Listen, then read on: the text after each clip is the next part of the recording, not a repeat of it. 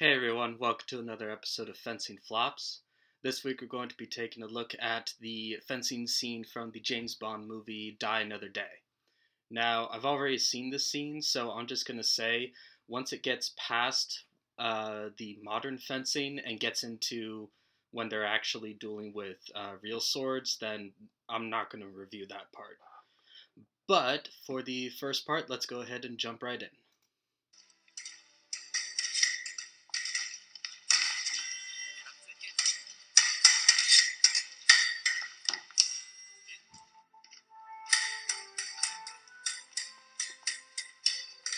There is he. James Bond. Your lesson. I see you handle your weapon well. I have been known to keep my tip up. So, I wanted to stop right there just because there was one part of it that I cringed at. It was the part where they placed the tips of their blades very close to each other without masks.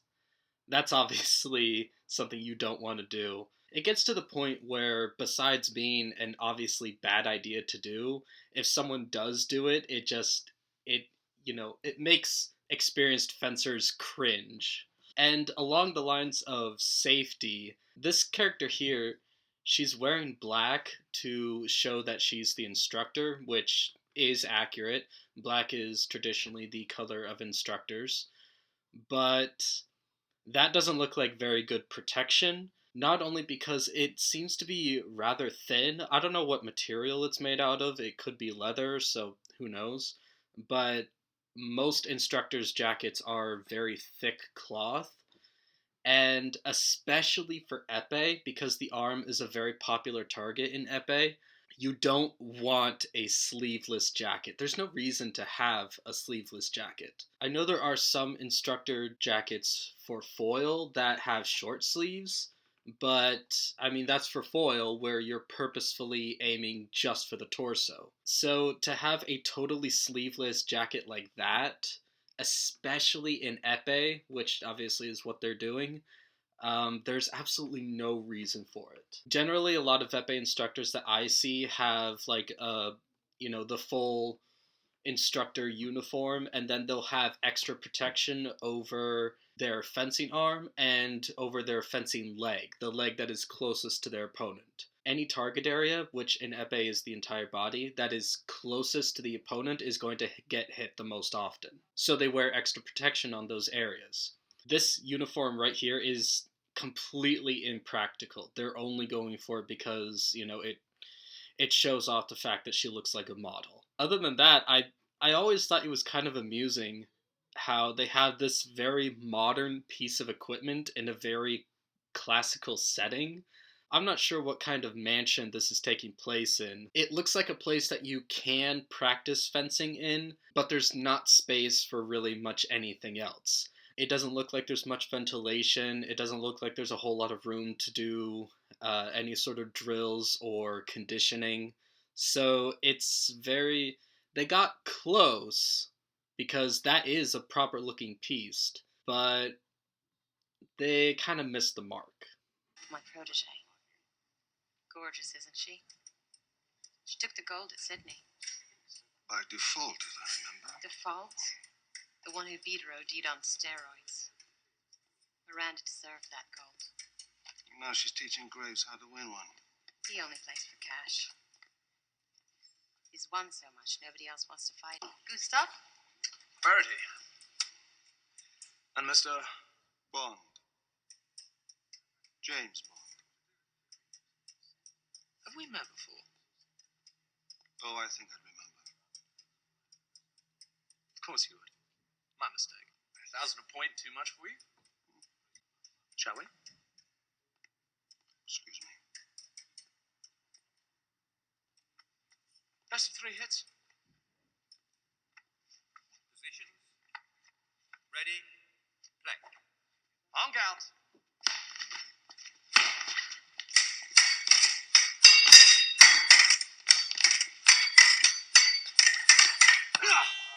Hit.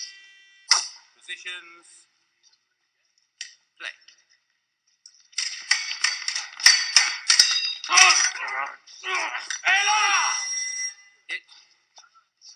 2-0. Do you want to continue? Okay, so let's stop right there and dissect that a little bit. First of all, very small point. I'm not a villain, and I don't know of anyone who is a villain, and this guy is a villain. So that could be the main difference, but I've never heard of anyone betting on touches.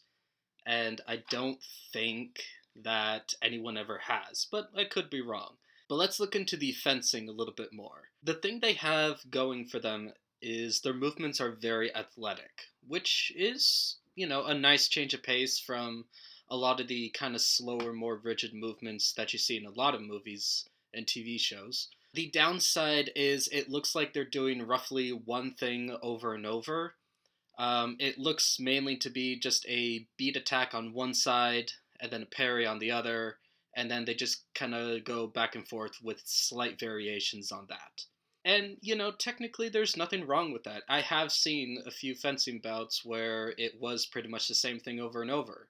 I actually remember I once saw these two guys fencing foil, and I wasn't watching their bout, but I remember everyone in the club looked over when all they could hear was just click, click, click, click, click, click, click, click.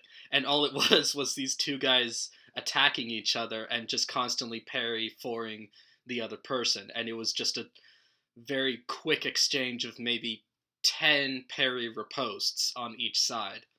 So, it does happen. They did make it look good. I will say that. It is a little bit difficult to really break down what they were doing because they're changing the angles all the time. Sometimes there are other things getting in the way. So I don't know if they chose all those angles to be, to make it more dramatic or to hide the fact that they might have been doing something a little bit wrong. But from what I could see, it looks like their form looks pretty good. And I can't really find anything too noticeable. There is one thing that stands out immediately, but it's not technically part of their fencing, it's just how they're set up, is how they start. They're starting way too close to each other. And in this case, there's a bit of a syncing issue. They're not using the proper commands on guard, ready, fence, but they're using something very close to it, which, technically that's a flop, but, it's not too big of one. But the main issue is they're starting too close to each other, and the ref is saying fence before they're actually in on guard. Basically how it goes is when a ref says on guard, you are supposed to be on the line. You don't necessarily have to be in the on guard position, but you do have to be on the line. When they say ready or pray, then you are supposed to be in the on-guard position. And then they say fence or allez, and then you go. In this case, you can tell that the two fencers are still getting ready when they say fence. And that's something that can really throw off your rhythm if you have a bad ref, usually someone still learning the ropes, who makes that mistake, particularly more than once. If you even make that mistake once, people will latch onto it and say, they will stop the bout, they'll raise their hand and say, oh, no, I'm not ready, you started too early. Because if you think about it, if you're not ready, but your opponent is, and the ref says fence, then the fencer who was ready has all of a sudden a massive advantage of the fencer who isn't. So that's something that they're very picky about, is getting the calls right and making sure that when you say ready, the fencers are ready before saying fence. So it seems like a small thing, but it's very important. But in terms of their fencing, most of it, yeah, like I said, most of it looked pretty good. Obviously, except for this little part here, where they do the classic locking blades and grabbing each other and pushing them away. I'm so tired of seeing that. It never happens. It's dangerous. And if performed in a certain way, I'm looking at the penalty chart here. Yeah, if performed in a certain way, it can definitely get you carded. So let's keep going. You want to up the wager? Chemically identical to African conflict diamonds. Then you're about to lose something very precious.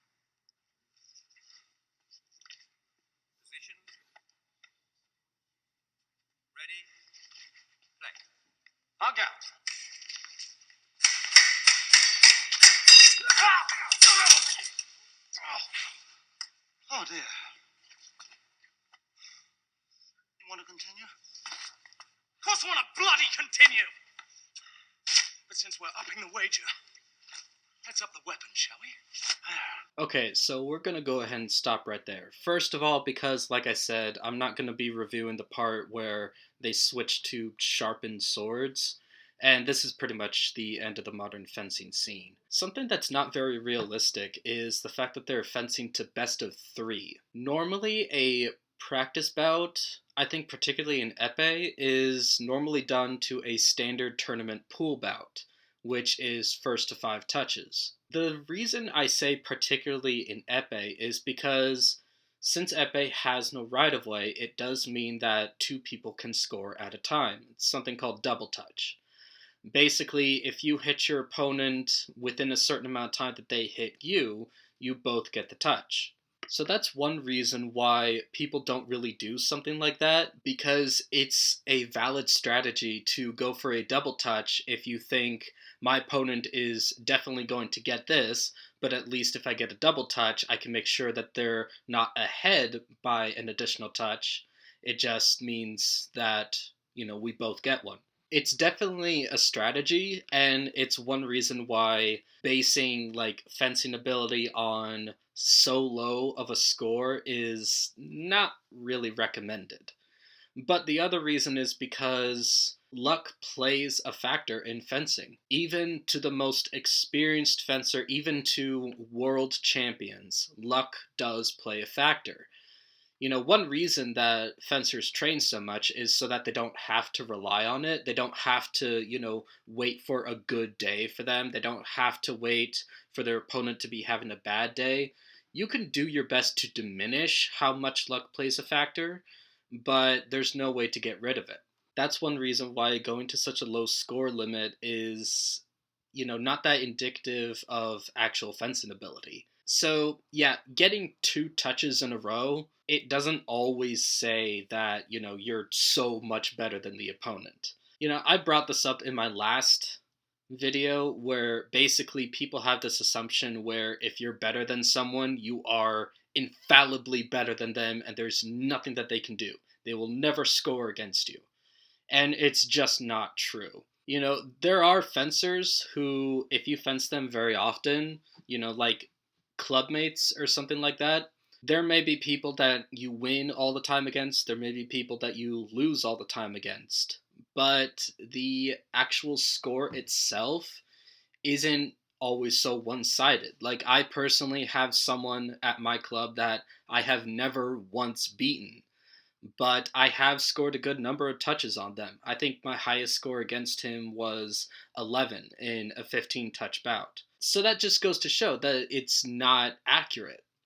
I've never won against him, but I have certainly scored a good number of touches on him. I have made him have to, try harder and to really work for his victory. So this whole, a single touch being the decider in terms of skill, it's not accurate. It might seem that way if you're watching a lot of world championships or something like that where the scores are very close, but that just means that both the fencers are extremely skilled. And then the other thing, I want to bring it up, but they did their best to really hide it. I think because they couldn't really make a whole lot of sense, was how exactly he disarmed him. It actually looks like right here, he actually cut the cord somehow, which, epee blades, or really actually any blade, can get little sharp edges from, constantly being whacked against other metal weapons. They get little, nicks on them that protrude out, and they can become, kind of sharp if you don't take care of that. But cutting through a thick cord like that, because those cords are insulated, and, they're meant not to break. So the fact that it kind of ripped out either means that it's an extremely used cord, or,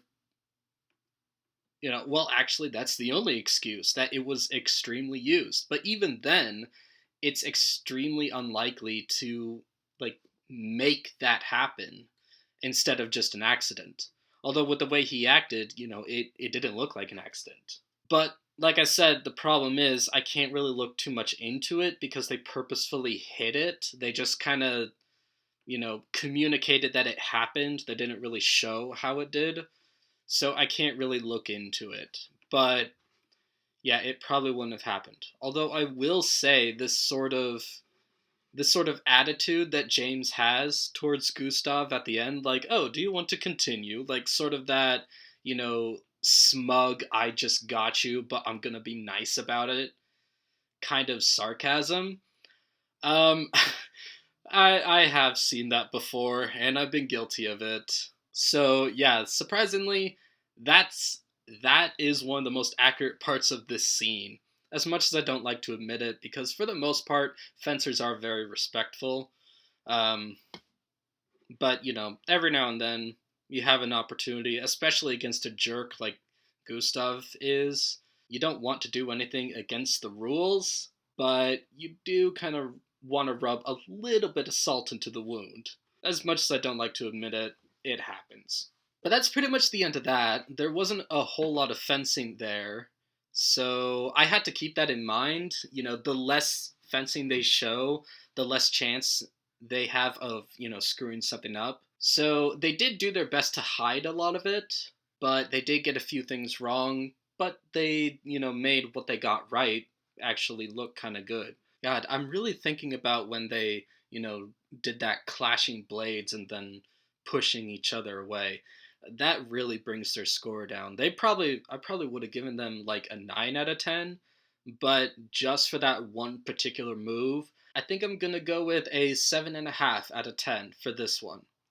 So, a lot of it looks pretty cool, but they do get a couple things wrong that are difficult to ignore.